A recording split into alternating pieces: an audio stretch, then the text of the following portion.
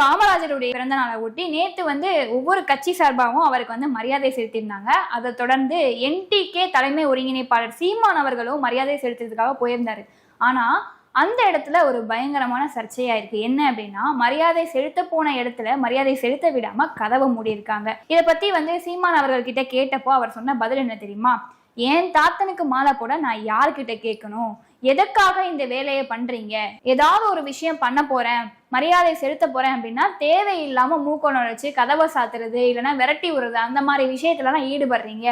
என்ன திராவிட மாடல் அரசு இது அப்படின்னு சொல்லிட்டு பயங்கரமா பேசியிருந்தாரு. இது மட்டும் இல்ல, கதவை மூடினது யாரு? எந்த கிறுக்கு பையன் கதவை மூடினது? மேலிட உத்தரவுனா யார் அந்த மேலிடம் அப்படின்னு சொல்லிட்டு பயங்கரமா கத்திட்டு இருந்தாரு. யாரா இருந்தாலுமே கோவம் வரதானங்க செய்யும். என் தாத்தனுக்கு நான் மரியாதை இருந்த கதை போட்டு நான் யோசிக்க போயவன் எவன் இந்த கதவை போட்டுனவன் கேட்டா மேலிட உத்தரவு. யாரா அந்த மேலிடம்? எவன்டா அந்த மேலிடம்? எவன் மேலிடம்?